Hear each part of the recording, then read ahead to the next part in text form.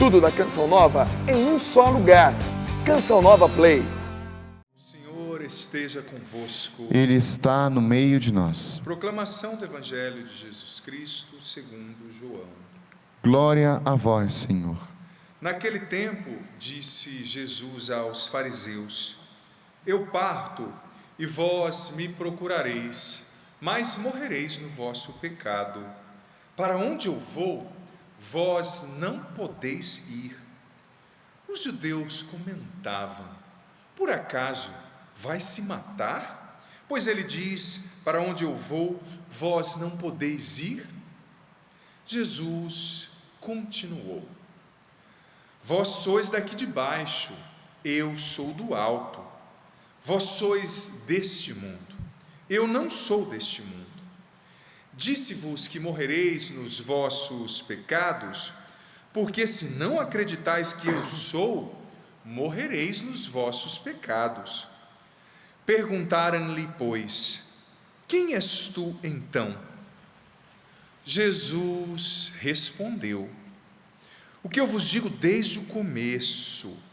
Tenho muitas coisas a dizer a vosso respeito e a julgar também, mas aquele que me enviou é fidedigno, e o que eu ouvi da parte dele é o que falo para o mundo.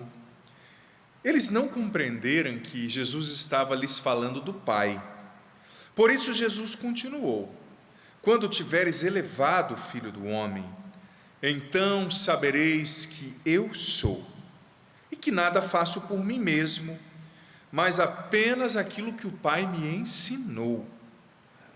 Ele não me deixou sozinho, porque sempre faço o que é do seu agrado. Enquanto Jesus assim falava, muitos acreditaram nele. Palavra da salvação. Glória a vós, Senhor. Pelas palavras do Santo Evangelho sejam perdoados os nossos pecados. Amém. Vinde, Espírito Santo, enchei os corações dos vossos fiéis e acendei neles o fogo do vosso amor. Enviai o vosso Espírito e tudo será criado, e renovareis a face da terra. Oremos, ó Deus, que instruístes os corações dos vossos fiéis, com a luz do Espírito Santo, fazei que apreciemos retamente todas as coisas, segundo o mesmo Espírito, e gozemos sempre da sua consolação. Por Cristo, Senhor nosso. Amém. Querido filho, querida filha, nos acompanhando pela TV Canção Nova, você viu que hoje nós vivemos a dinâmica que é o contrário, né? Começamos com a adoração, depois tivemos aí o pronunciamento, né, que é obrigatório em todas as TVs, do chefe de Estado, e tivemos já que voltar para a missa. O padre não tem tanto tempo para discorrer sobre esse evangelho, sobre a leitura, mas eu percebo que nós estamos entrando, filho, filha, em uma outra fase, né? Eu mesmo estive bastante na semana passada, na semana retrasada, você viu na programação da TV, celebrando as missas, estive em alguns programas de manhã, e nesse primeiro momento, nesse baque que nós recebemos, né, a notícia dessa pandemia, todas as realidades que ela evocou, crise financeira, quarentena.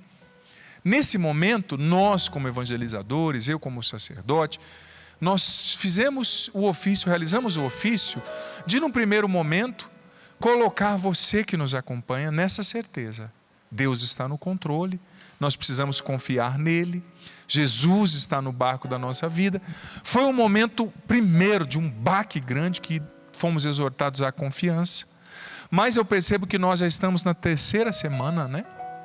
Bem dizer assim, dessa quarentena, desse movimentar maior, depois que o vírus chegou aqui para o Brasil e começou a se espalhar. Então agora já é um momento em que eu como padre, e nós evangelizadores, precisamos agora ajudar você a viver bem nesse tempo, porque nós já estamos nesse tempo. Nós já estamos na tempestade. As 2 primeiras semanas, nós viemos, eu como sacerdote, né, como evangelizador, tentei te fazer entender, nós estamos na tempestade, vamos confiar, Jesus está no nosso barco, mas agora nós já sabemos que nós estamos na tempestade. Nós estamos no meio dela. E como vivê-la bem? Como vivê-la bem? Na adoração, você que não acompanhou, antes do pronunciamento do chefe de Estado, nós tivemos um momento lindo de adoração. E Jesus nos falava que é tempo de organizar as coisas dentro da gente, é tempo de organizar a vida. Porque, querendo ou não, toda essa realidade pandêmica que nós vivemos quebrou a nossa rotina.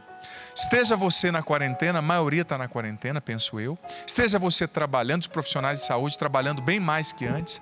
Os caminhoneiros trabalhando numa condição de estresse. Os profissionais dos aeroportos, por exemplo, dos mercados, supermercados trabalhando com medo. A nossa rotina se alterou, a nossa vida foi atingida. Não tem como negar.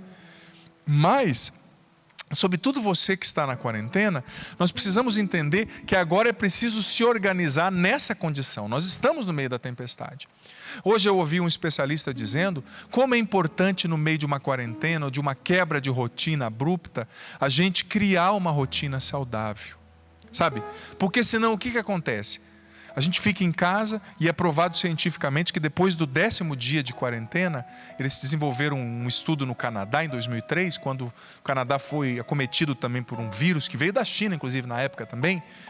Eles concluíram que depois de 10 dias, a pessoa começa, se ela não trabalha bem, se ela não tem equilíbrio, oração, se ela não tem uma boa rotina, começa a ser afetada emocionalmente, nos relacionamentos, em tudo, é natural, é humano, né? Mas nós somos homens e mulheres de Deus, nós não vamos deixar isso acontecer, nós vamos ser inteligentes, porque Deus nos ama e nos deu inteligência. Então é hora de traçar uma rotina boa, com oração, com momento para o descanso, né? Momento para o descanso em casa, boas leituras, leia a Bíblia, momentos para você, nem que seja dentro da sua casa, na sua cozinha, senhora, né? Não tem tanto espaço, mas vai dando uns passinhos aí na cozinha, faz no mínimo 20 minutos, meia hora de caminhada em casa, né? A senhora pode, sabe? Crie uma rotina saudável, porque senão vem o tédio, e o tédio, quando ele bate, depois que ele passa, ele deixa um vazio, e infelizmente o ser humano não costuma ser muito inteligente para suprir os vazios. Aí vem a pessoa que come demais, ou que começa a comprar desenfreadamente nessa época pela internet, depois vai vir a conta, a maioria de nós não estamos trabalhando, a crise financeira vai vir, ou começa a recair em pecados, ou começa a se tornar muito irritado e rude com a esposa em casa, e tratando mal os filhos. Veja bem, a gente precisa entender que toda essa tempestade, a gente pode tirar algo bom de tudo isso que a gente está vivendo. Existe uma frase em inglês, um ditado que é assim, que alguma coisa pode ser um blessing in disguise, quer dizer, uma bênção disfarçada, né? E eu acredito que no reino de Deus, muitas vezes, coisas que a gente nem imagina podem se tornar uma bênção disfarçada. Por que eu estou dizendo isso? Você prestou atenção nessa primeira leitura de hoje? Eu confesso que antes de ser sacerdote, quando eu era seminarista, estudando ainda, né, para ser padre, eu vi essa leitura e eu não me conformava. Porque veja bem o que aconteceu na leitura. O povo estava no deserto, eles pecaram, murmuraram, se entregaram à irritação, e eles foram punidos, vieram serpentes e começaram a picá-los ali no deserto, aquelas serpentes do deserto, né?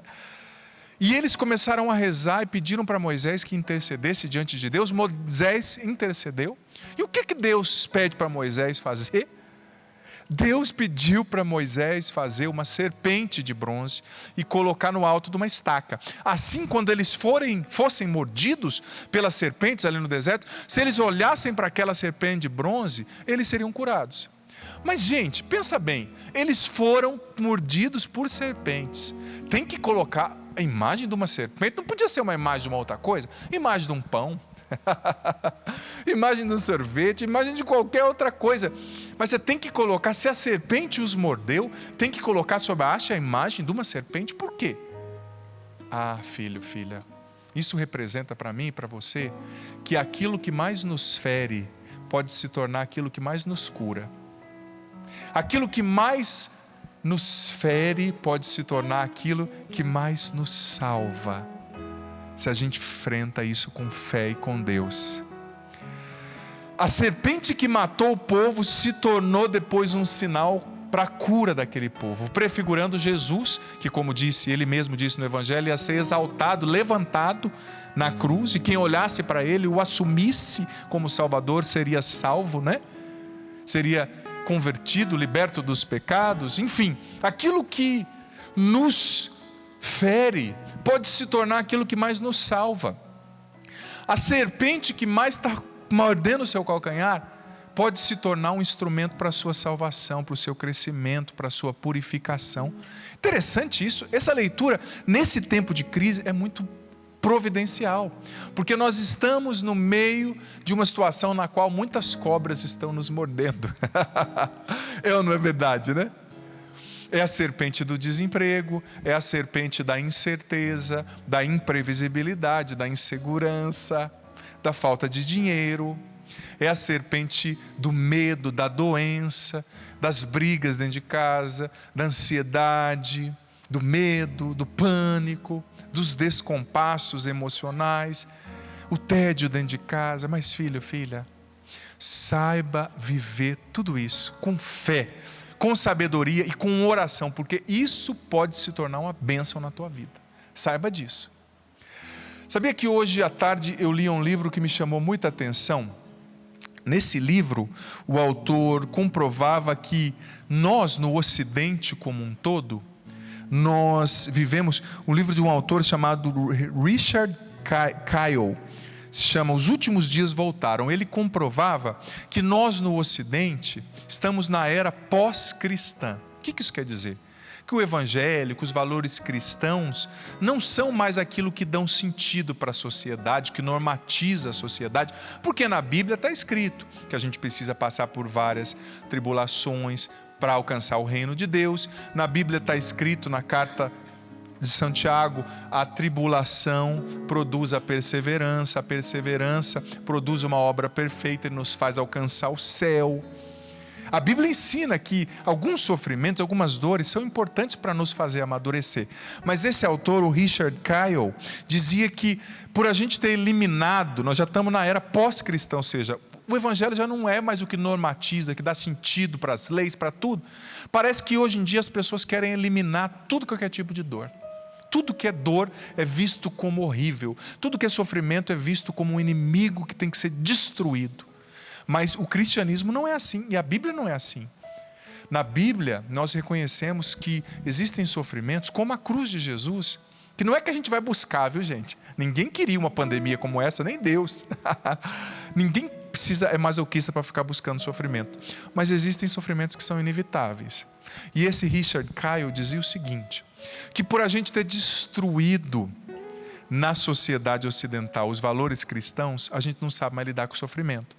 E a gente entra em crise quando alguma coisa sai daquilo que a gente achava que tinha que ser o nosso pensamento do que é perfeição.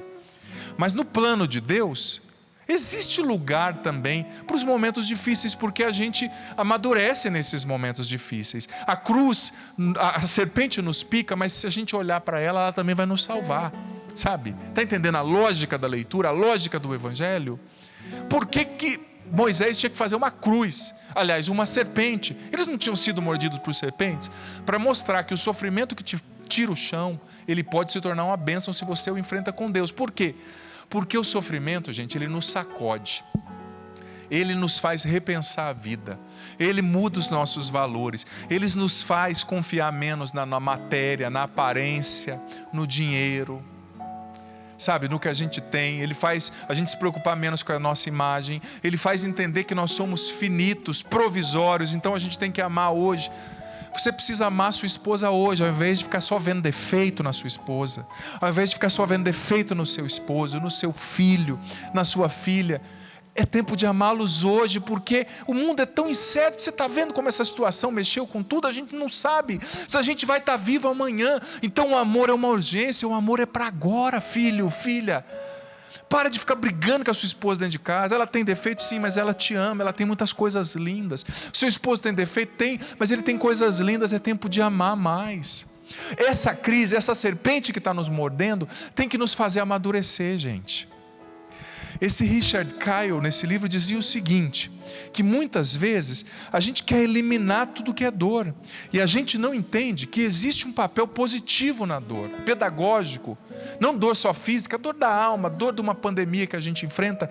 Um outro livro que eu estava lendo, que mexeu muito comigo, Como Enfrentar uma Crise com Criatividade, se chama esse livro, é de 1986. O autor disse o seguinte, Norman Wright, que passar por uma crise nem sempre é ruim, lá em 1986, pois ela pode mostrar-se um caminho para dar uma nova guinada na vida. Sabe, a dor transporta consigo, a crise transporta consigo uma oportunidade de crescimento, uma oportunidade de mudança. O Papa João Paulo II, quando escreveu aquela encíclica fantástica, Salvifici Doloris, ele disse que muitos dos grandes homens da fé, das grandes mulheres, ficaram a dever aos seus sofrimentos os grandes homens e as grandes mulheres que eles se tornaram. Ou seja, foram as cruzes, as serpentes que os picaram, que fizeram com que eles se tornassem quem eles são. Por exemplo, o Papa disse de Santo Inácio de Loyola, foi justamente quando ele quebrou a perna naquela guerra, quando ele perdeu a guerra, quase morreu, prostrado no hospital, começou a ler o Evangelho, ali nasceu a conversão, ali ele se tornou o santo fantástico que ele se tornou, fundador dos jesuítas. O Papa é jesuíta, para você ter noção.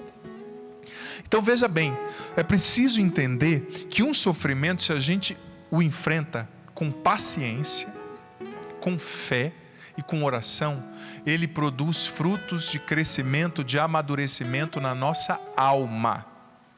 Veja bem, eu queria muito bem ser um pregador, não queria não, estou usando uma metáfora, né? Desse da teologia da prosperidade, que cura com lenço, com cheio de suor. Cadê esses pregadores agora, né? Por que não vão curar o coronavírus lá, né? Nas UTIs da vida? Mas eu não vou nem entrar nesse detalhe. Que diz para você, sempre vai dar tudo certo, sempre você vai ter dinheiro, vai ser feliz. Só que filho, filha, nem sempre a vida é um quadrinho, um gibizinho, né? Uma história de quadrinhos. Tem problema sim, mas Jesus, ele te ama tanto, ele é tão bom, que ele está com você mesmo no sofrimento, e do seu sofrimento ele pode tirar algo bom, algo maravilhoso, algo fantástico. Gente, o sofrimento enfrentado com fé, ele abre novos caminhos na nossa vida, ele nos faz enxergar coisas que nem a gente sabia que a gente tinha, ele nos faz voltar ao essencial. Tempo de crise é tempo de voltar ao essencial. Você não precisa de tantas coisas para ser feliz. E aquele primeiro autor que eu citei, o Richard Kyle, dizia o seguinte, que muitas vezes, para nós, é tão difícil ser feliz, porque tão difícil estar satisfeito, porque a gente se tornou refém da ditadura da felicidade. Você percebeu? Você percebeu como que a mídia cada vez mais quer convencer você e eu que a gente precisa de tanta coisa para ser feliz? Cada vez mais vídeos no YouTube. Você tem que ser a super mulher, você tem que ser super homem, você tem que ganhar mais, você tem que ser uma pessoa bem sucedida, você tem que pensar positivo, você tem que se vestir bem, você tem. A vida é mais simples do que você imagina. Você não precisa de tanta coisa para ser feliz. Você não precisa. Você precisa de Deus. Você precisa de fé, você precisa de amor. O que nos sustenta nesses momentos difíceis, é a nossa fé, são as pessoas que nos amam. Hoje eu ouvi uma terapeuta falando como é importante o relacionamento com pessoas que nos amam e que nós amamos, um relacionamento maduro, equilibrado nesse tempo de crise, nesse tempo de quarentena. Isso ajuda demais. Então não tenha medo de enfrentar esse sofrimento. E ele está começando e vai durar, não vai sumir de uma hora para outra não. Mas você tem um Deus que te ama. Você tem um Deus poderoso que acredita em você, que deu a vida por você. E essa cobra que está te mordendo, essa serpente, como diz a primeira leitura, ela vai te fazer amadurecer. Eu não tenho dó de quem sofre, eu tenho dó de quem sofre sem fé, sem amadurecer. Deixa esse sofrimento te fazer amadurecer. Você sabia que é tão importante a gente entender o papel da dor, o papel do sofrimento na vida humana? Olha, ontem eu lia uma pesquisa, um relato que me chamou muita atenção. Tem um médico chamado Dr. Paul Brand. Foi um médico que por muitos anos trabalhou nos Estados Unidos e na Índia, cuidando de pessoas com lepra, com hanseníase. E sabe o que depois de muitos anos esse homem descobriu? Que geralmente as partes do corpo de um leproso começam a cair. Sabe por quê? Não é porque a carne apodrece, o Dr. Paul Brand descobriu.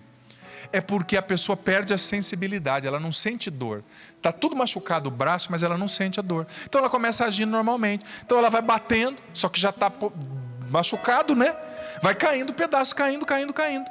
Então o que ele descobriu? Ele começou a colocar tala, gesso, para proteger, para que aquela pessoa não saísse batendo aquela parte que já estava insensível e machucada pela doença.